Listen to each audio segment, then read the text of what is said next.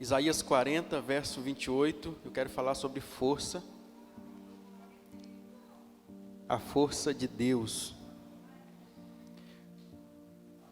Todos encontraram?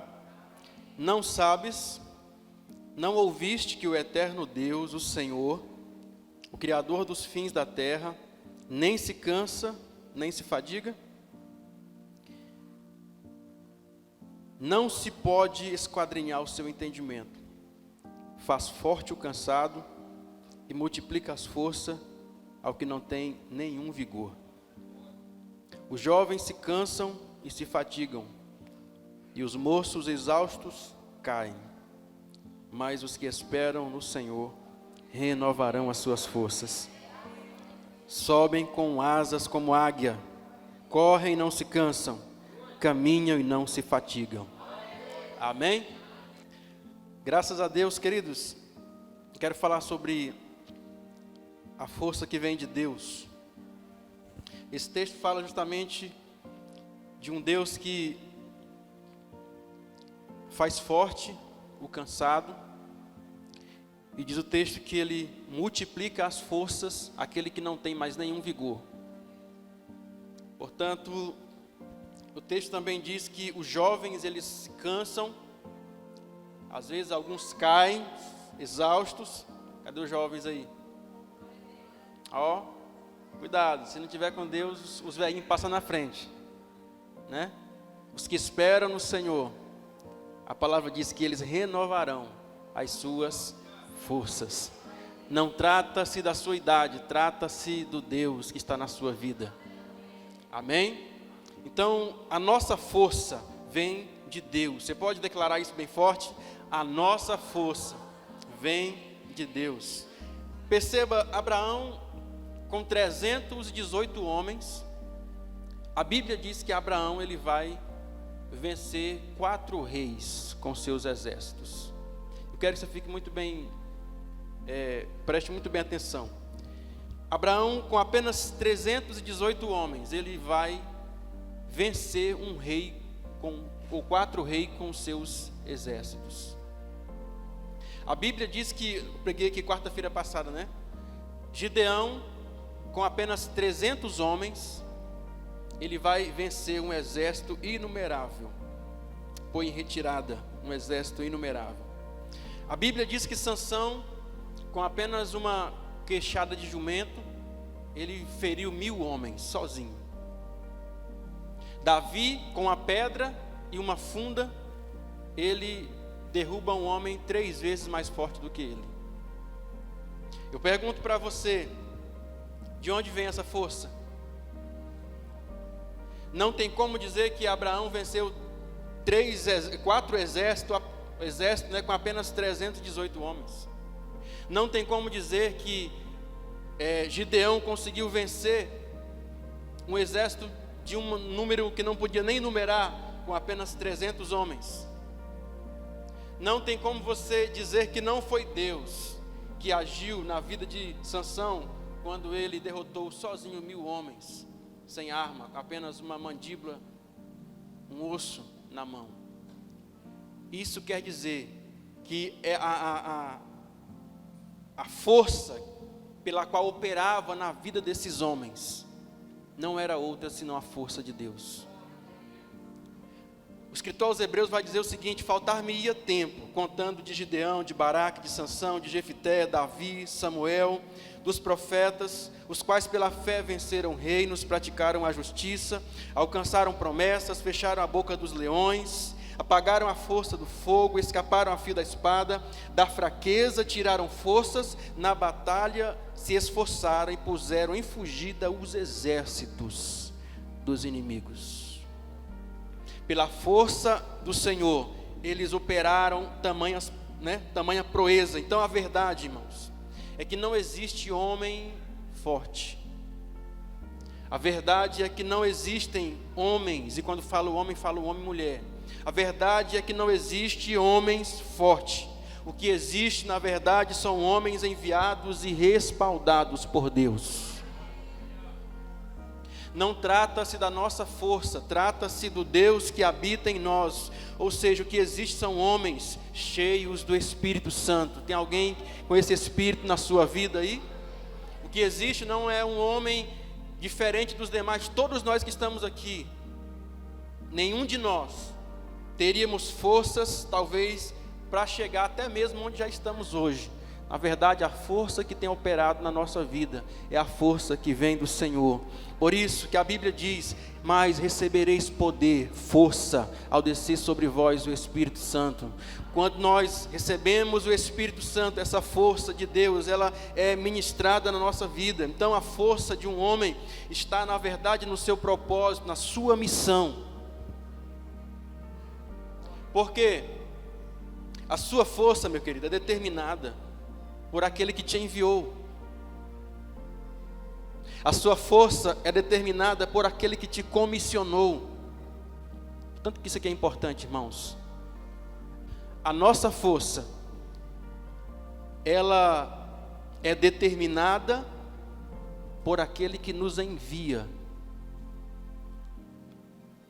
A nossa força é determinada por aquele que nos comissiona, que nos dá uma missão. A nossa força é determinada justamente por qual reino você representa. Pergunte para o seu irmão: de onde você veio? Qual reino você faz parte? Qual terra, né? Você vem. Então, você percebe que quando Paulo ele vai dizer que nós somos embaixadores de Cristo, ele está dizendo que nós estamos aqui representando um governo, representando um reino. Nós estamos aqui literalmente representando um poder. Você está aqui representando não a si mesmo, mas aquele que te enviou.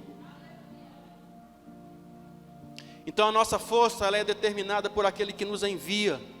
Um tempo atrás eu lembro que eu falei um pouco sobre isso aqui numa conferência da família. Falei um pouco sobre isso. Quando o salmista fala no Salmo 127, ele diz que como flecha nas mãos de um homem poderoso, assim são os filhos da mocidade. Isso quer dizer que os nossos filhos, eles vão alcançar à medida que os pais têm o poder de lançar. Você compreende isso? Os nossos filhos vão chegar à medida que os pais têm o poder para lançar, porque a Bíblia diz que os filhos são flechas que podem ser precisas, mas precisa ser lançada por alguém que tem poder, que tem força, que está agindo na força do Senhor. Amanhã nós podemos olhar para os nossos filhos acertando o alvo. Profetiza aí sobre os seus filhos, diga: meus filhos são flechas que acertarão o alvo em nome de Jesus. Amém? Paulo disse: nós somos embaixadores de Cristo, como que Deus, por meio de nós, estivesse ministrando, estivesse tocando, estivesse falando, estivesse repreendendo, estivesse exortando, porque nós estamos aqui justamente, irmão, segundo a palavra de Deus aqui, nós estamos aqui representando um reino, o reino de Deus. Por isso que na oração do Cristo ele disse: venha o teu reino. Que o reino de Deus seja estabelecido na nossa vida, na nossa casa, na nossa cidade, que o reino do Senhor venha sobre essa igreja, que o reino dele venha sobre essa cidade, que o reino do Senhor venha sobre essa nação, porque nós estamos aqui literalmente representando, como embaixadores, representando um reino. Se um embaixador de uma nação, ele for agredido no território ali onde ele representa a sua nação, isso pode dar até uma guerra. Isso quer dizer que o inimigo não pode tocar você, porque você está aqui representando aquele que te enviou, que é o Senhor. E o diabo não quer papo, não quer guerra com Deus, com certeza. Então ninguém, querido, dá poderes sem um propósito. A palavra diz em Atos 1:8: mas recebereis poder ao descer sobre vós o Espírito Santo, e ser-me-ei testemunhas, tanto em Jerusalém, Samaria, Judeia e até os confins da terra. Ou seja, o poder que Cristo derrama sobre a sua igreja, ele tem um propósito, ele tem uma razão pela qual Deus derrama esse poder sobre a nossa vida. Ah não, pastor, eu quero ir no culto hoje, porque o culto hoje é o culto que, sabe, eu vou ali receber poder, eu vou ali receber unção, eu vou ali receber o Espírito Santo. Sim, você precisa ter essa sede por Deus, mas não é simplesmente para você dizer que tem o Espírito Santo. O poder de Deus é derramado na nossa vida para um propósito. Jesus disse: o Espírito do Senhor está sobre mim, pelo que me ungiu para pregar o Evangelho àqueles que estão perdidos, evangelizar, pregar, proclamar a libertação aos cativos, dar vista aos cegos, pôr em liberdade os oprimidos e apregoar o ano aceitável do Senhor. Ele não disse: o Espírito me ungiu para que eu possa ser grande, para que eu possa crescer, para que eu possa ser admirado. Não, ele disse: o Espírito me ungiu, o Espírito está sobre mim e me ungiu para. Aquilo que Deus faz na nossa vida tem um propósito, irmãos.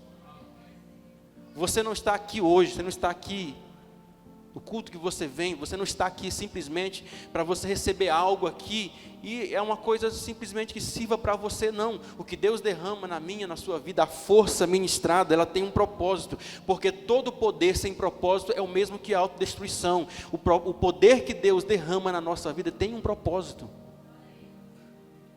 O poder que Deus ministra na nossa vida, ele tem um propósito. Jesus, ele vai dizer que o poder que foi ministrado, que foi derramado sobre ele, tinha um propósito, que era justamente evangelizar, pregar, ministrar liberdade, dar vista aos cegos. E isso foi o que ele fez. Deus quer ministrar sobre a sua vida esse poder, essa força. Mas se você é aquele tipo de cristão que só pensa em você, eu vou à igreja por causa que eu quero ser salvo, eu vou à igreja porque eu quero melhorar de vida, eu vou à igreja porque eu quero crescer, eu vou à igreja porque eu quero desenvolver, eu vou à igreja porque eu quero aprender a prosperar. É tudo você? Tem que haver da nossa parte uma compreensão de que o poder de Deus, a força de Deus que é derramada na nossa vida, tem um propósito, em primeiro lugar, de servir o reino dele. Vir sobre nós esse poder, em primeiro lugar, para que nós possamos ser instrumentos nesse reino, para que esse reino cresça, para que você possa ser instrumento de Deus na vida de outra pessoa. Então, você será ungido nessa noite e receberá a autoridade de Deus para um propósito, para uma razão, para um fim. Você será ungido com força, com o poder de Deus nessa noite. Quando a Bíblia diz que o Senhor é aquele que renova as nossas forças, Ele está dizendo que Ele está como um celular que todo dia você coloca ele na tomada. Eu tenho certeza que você não deixa o seu dormir descarregado. Você sabe que se você não colocar, amanhã ele não presta para nada. Então todo dia quando nós recebemos de Deus, quando você ouve, se alimenta, busca, ora, quando você vem ao culto, quando você está aqui, você é ministrado pela palavra, você está recarregando essa força que vem de Deus em você. Deus, por meio do seu Espírito, está ministrando você, dando força a você, colocando carga na sua bateria. Para quê? Para que você simplesmente saia para viver as mesmas coisas em prol de você mesmo? Não, também, mas não é só por isso. Há um reino que você representa. Querido, saia daqui nessa noite compreendendo que você é um embaixador, um representante desse reino, um representante desse Deus. Então você será ungido com essa força que vem de Deus. Você será ungido com esse óleo da alegria que vem do Senhor. Como disse Neemias: não vos entristeçais. A alegria do Senhor é a vossa força. Deus quer ministrar esse óleo de alegria na sua vida nessa noite, porque a alegria de Deus é a nossa força, a alegria do Senhor é o que nos alimenta, que nos faz realmente ser fortes.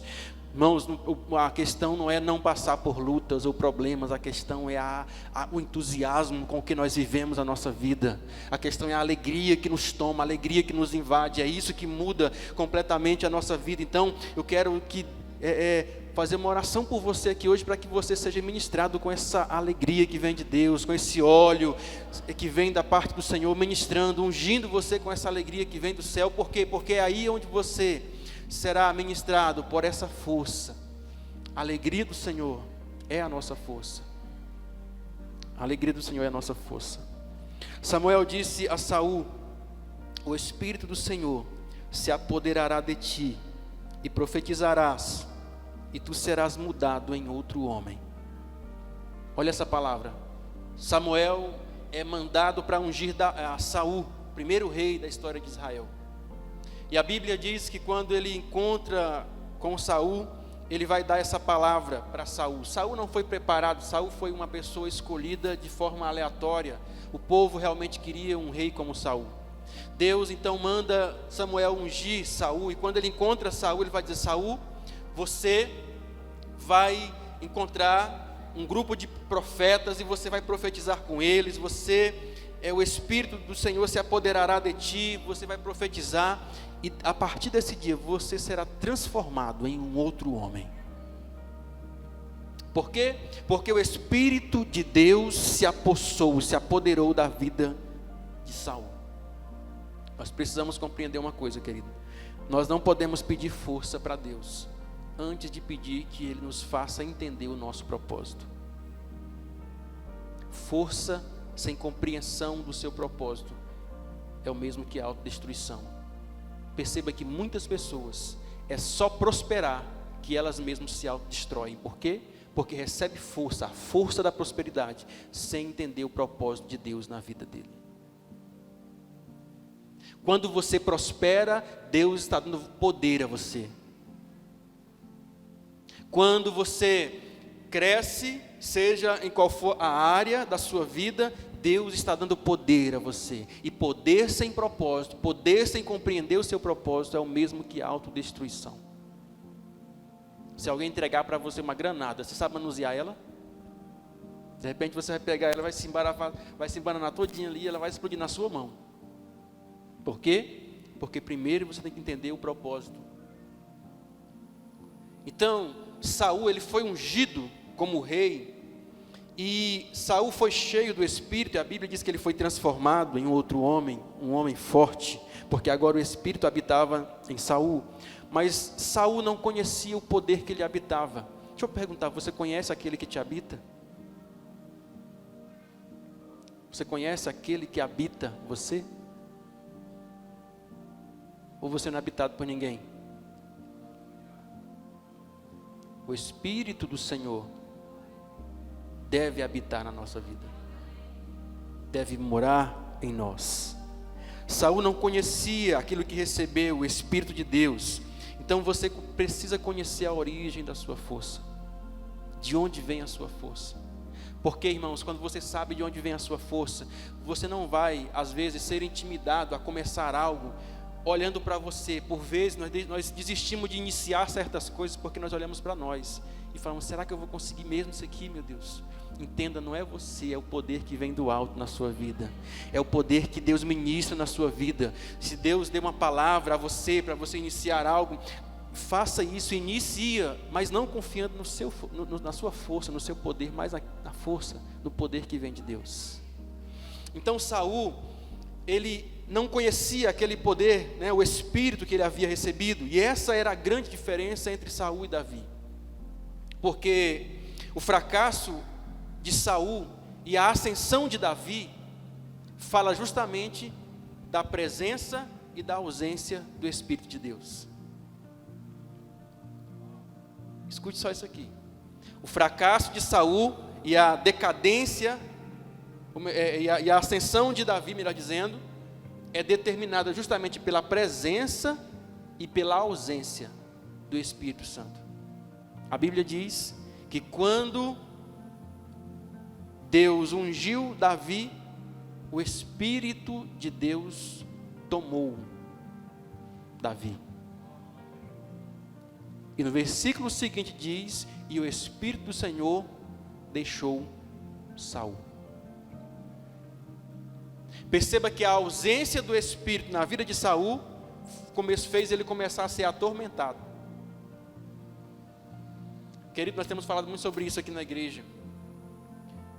Trevas, as trevas não existem, o mal não existe. As trevas não existem.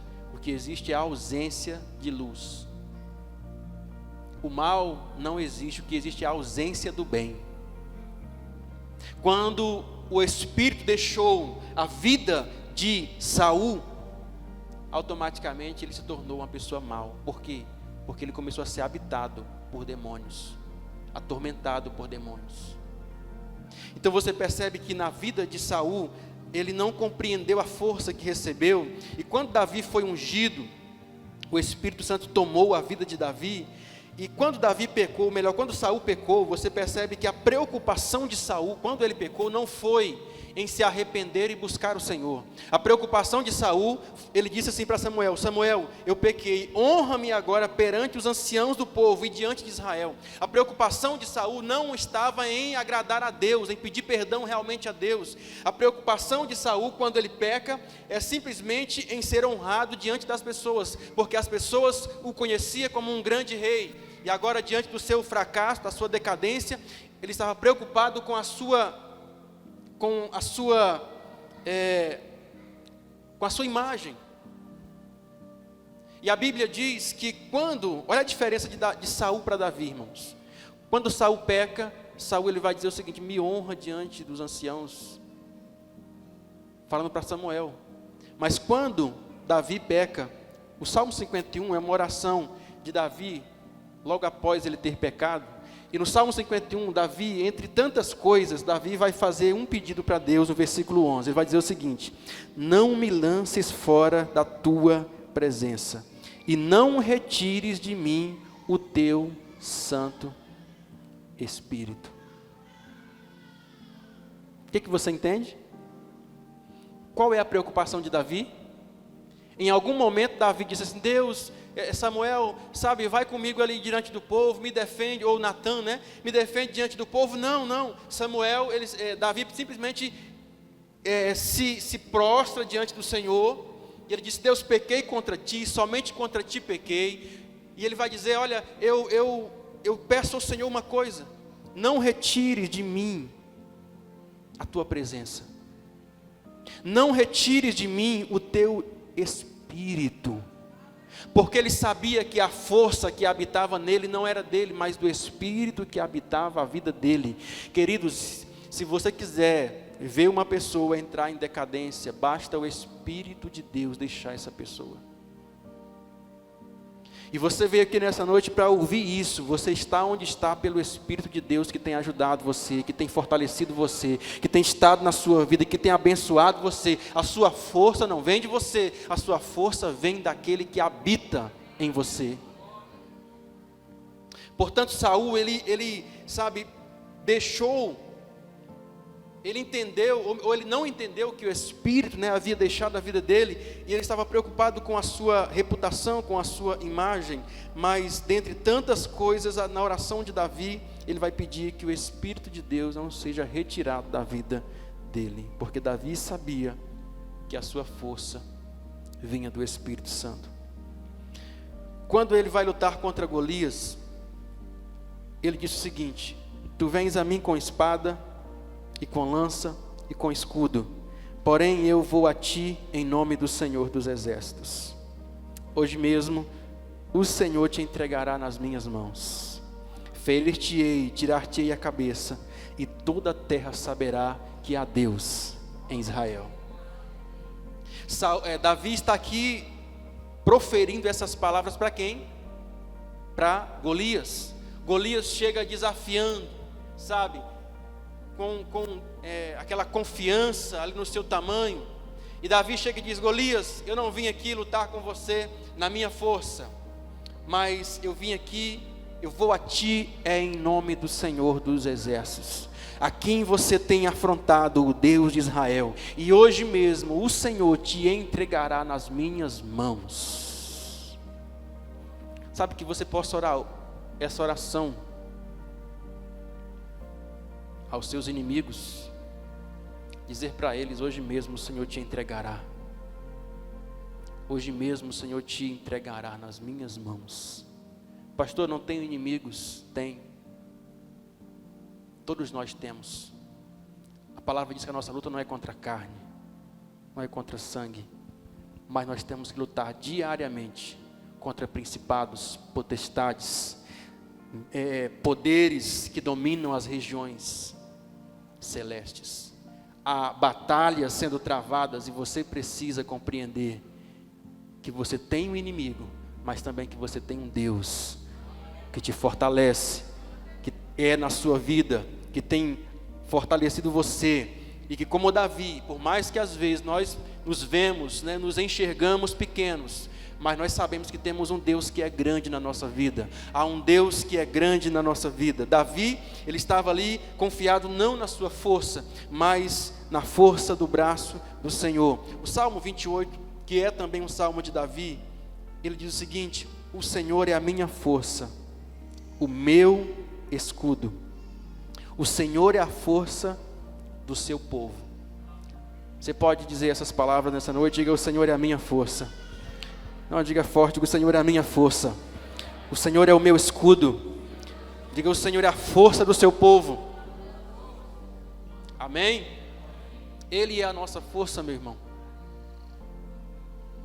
É Ele que nos fortalece, é Ele que nos sustenta. No Salmo 145, Davi disse: o Senhor sustenta todos os que caem e levanta todos os abatidos. Se você está fraco, a força que você precisa, ela vem de Deus. Queridos, nós precisamos olhar para o Senhor. Nós precisamos clamar ao Senhor, compreendendo que a força dele também é a nossa força. Portanto, não existem homens fortes, homens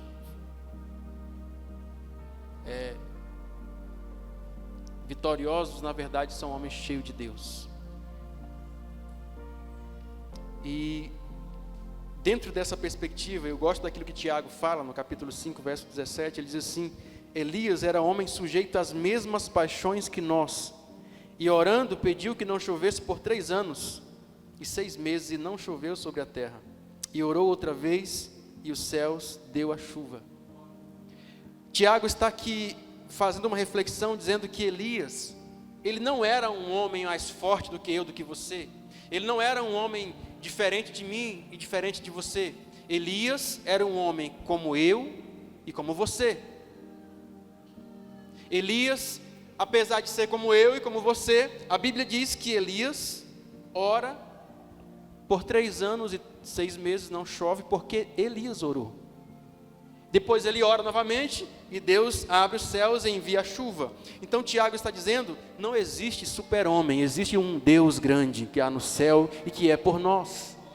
Quando você vê, e eu sempre que eu vejo esse tipo de pessoa, eu fico assim, às vezes, é uma coisa que, quando eu vejo, eu me dá até uma repulsa.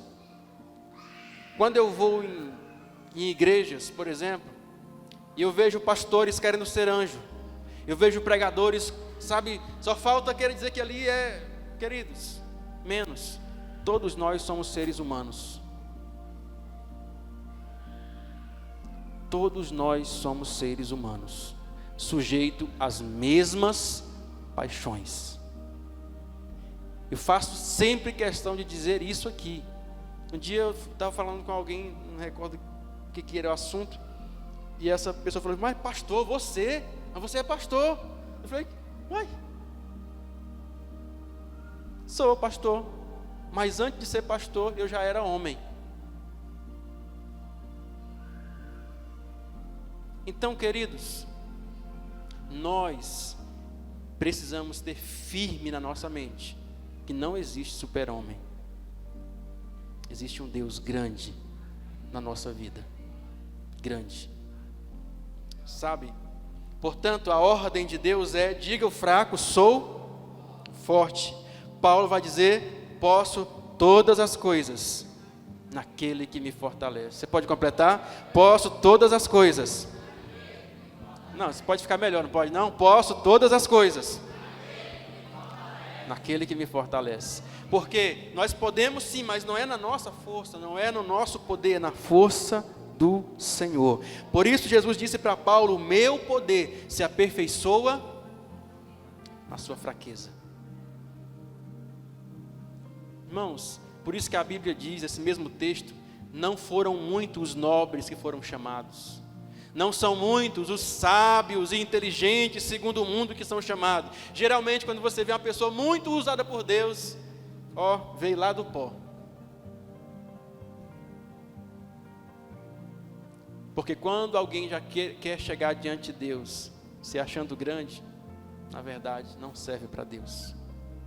Porque o poder de Deus é aperfeiçoado, é onde nós somos fracos. Todo mundo olhou e falou: Davi, aquele ali vai lutar contra Golias, aquele homem é doido. De repente o gigante no chão e o Davi lá, uhul. Aí o povo tiveram que falar o quê? Rapaz, é Deus mesmo, ó. Porque se fosse por ele não tinha como. Olha o tamanho. Não tinha como. É por isso que a Bíblia diz que o poder de Deus se aperfeiçoa na nossa fraqueza. É onde você é fraco, que você acha que é fraco, é ali onde Deus quer aperfeiçoar o poder dele na sua vida. Amém? E aqui não estou falando de fraqueza de pecado, é fraqueza aquilo que nós nos achamos fracos. Aquelas áreas que nós nos achamos impotentes. É nessa área, nesse lugar, que Deus aperfeiçoa o poder dele na sua vida. Quando Ezequias foi afrontado por Senaqueribe, o grande rei, o rei da Síria, ele disse uma coisa, mandou um recado, e disse uma coisa para a nação e para o rei. Ele disse o seguinte: com ele está o braço de carne, mas conosco o Senhor nosso Deus, para nos ajudar a guerrear as nossas guerras. Eu quero repetir esse texto com você. Diga assim: com ele está o braço de carne. Diga: mais conosco o Senhor nosso Deus, para nos ajudar e para guerrear as nossas guerras. Você crê nessa palavra, irmãos? Glória a Deus. Com eles estão, sim, às vezes, a aparência, o braço de carne, mas conosco está o Senhor. E é assim, com o mundo, de repente pode ser assim, está os poderes, está a mídia, está o poder econômico, está os governos, está muitas coisas que são a favor, mas conosco está o Senhor nosso Deus, para nos ajudar, e a Bíblia diz, para pelejar as nossas guerras. Deus quer pelejar a sua batalha. Deus tem pelejado por você. Você não está só nas suas guerras, meu irmão. Você não está só. Há um Deus que tem pelejado por você. Glória a Deus. Então, conosco está o Senhor nosso Deus.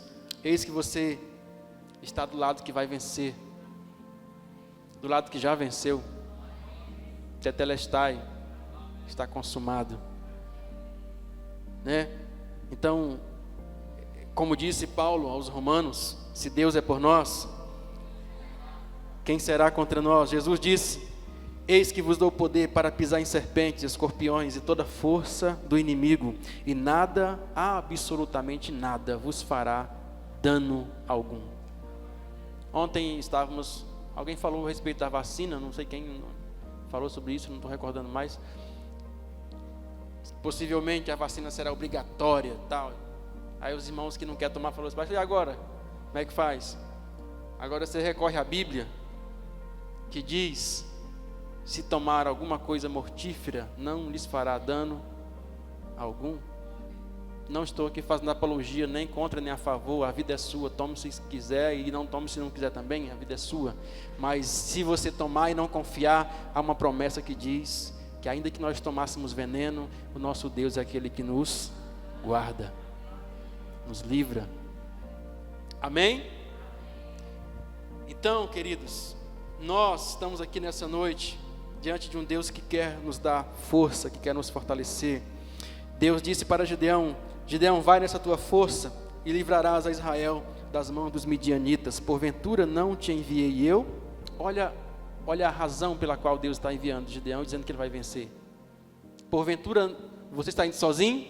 Porventura não foi eu que estou enviando, comissionando, dando esse propósito a você? Em outras palavras, você não está aí, você não vai vencer por causa de você, mas por causa de mim em você.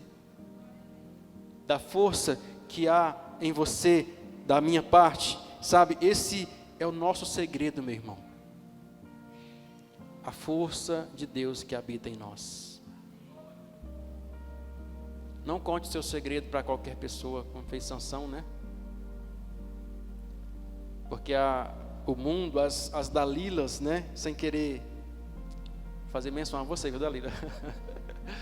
As Dalilas que derrubou Sansão estão querendo também derrubar a gente, no sentido de descobrir a nossa força, para tentar minar aquilo. Então, o exército de Davi, a Bíblia diz que ele tinha homens valentes, que um só homem valia por 1000. Alguém quer essa unção na sua vida? Um só homem valia por 1000 homens. A gente vê uns homens hoje que não valem nem por metade, né? Aquele negócio meio fresco demais. Olha só como é que a Bíblia diz que esse exército de valentes de Davi, homens que valiam por 1000. Isso quer dizer que eram homens que, sozinho na batalha, se ele enfrentasse 1000 homens ali, como fez Sansão, ele era capaz, sozinho, de vencer. Homens que não lutavam na sua força, mas na força que vinha de Deus. Homens que confiavam no poder de Deus na vida deles. Então, sabe, eu quero hoje orar por você, ministrar essa unção sobre a sua vida. Sabe, que haja essa força sobre você. Sabe, que você venha ter essa unção que vale por 1000. Sabe, que você possa guerrear as suas batalhas, as suas guerras, compreendendo que há uma força sobrenatural na sua vida. Hoje Deus quer ungir pessoas aqui para grandes propósitos. Deus quer ungir pessoas aqui para que você possa, sabe, ser além daquilo que você mesmo, as suas forças podem te levar. Sansão era um homem que tinha uma força fora do comum. Agora o seu erro foi contar, abrir, né, a sua vida para quem não devia. O seu erro foi pensar que a sua força vinha dele mesmo. E eu estou encerrando, e preste atenção nisso aqui. Sansão, a Bíblia diz que ele foi cheio, né, consagrado desde o ventre. Desde o ventre. Logo criança ainda, a palavra diz que o Espírito já tomava ele. E Sansão, ele cresceu acostumado com essa força. Irmãos, e não tem nada pior na vida de alguém que tem muita força e acostuma-se com ela. Porque ele começa a não vigiar e a pensar que aquilo é algo natural e inerente à sua vida. Eu não sei se você, de repente, é uma pessoa que Deus exaltou, que Deus te fez crescer, que Deus te colocou em uma posição de poder, que Deus te colocou em posição de autoridade, mas eu quero dizer uma coisa para você nessa noite. Não pense que a força que habita você é sua. Isso pode ser o seu fracasso. A força que te habita vem de Deus. E olha o que acontece com Sansão. Sansão nasce e é consagrado desde o ventre. Só que um dia a Bíblia vai dizer que o Espírito de Deus o deixou e ele não percebeu. Olha que perigo. Você está ali, aquele pecadinho diário, aquele pecadinho que você estima ele, alimenta ele, você não percebe. Quando o Espírito de Deus deixa você. E aqui é onde mora o fracasso do homem. Quando o Espírito deixa você. Você pensa que tem a mesma força.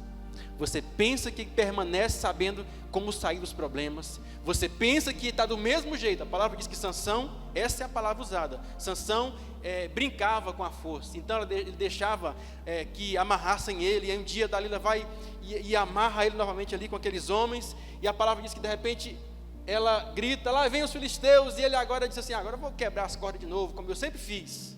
Quando ele começa a pôr força para quebrar as cordas, ele percebeu que não tinha mais força. Dalila tinha ido lá, ó, cortado os seus cabelos. E a força de Sansão não era o cabelo, era o voto que ele tinha com Deus, de não passar navalha sobre a sua cabeça, de não beber bebida forte e de não tocar em coisa impura. A sua força vem do seu compromisso com Deus. Eu vou dizer de novo, a sua força vem do seu compromisso com Deus. A Bíblia diz que Sansão de repente vem os filisteus e ele tenta mais uma vez se soltar, mas agora ele está preso, porque a força que ele pensava que era dele, tinha deixado. E ele não percebeu. Eu não sei para quem é essa palavra nessa noite. Vigia, porque a força que Deus tem dado a você, ela não é sua. E você às vezes pode estar entrando numa situação que você pensa que vai dar conta de sair de novo, como sempre fez. Sempre você escapa, sempre você sai. E de repente você pode não ter mais a mesma força que você tinha antes. Porque a força que você pensa que é sua, não é sua. Ela vem de Deus. E Deus está aqui hoje para nos fortalecer. Ele está aqui hoje para nos ungir. Ele está aqui hoje para nos dar essa força. Alguém crê nessa palavra? Fica de pé em nome de Jesus.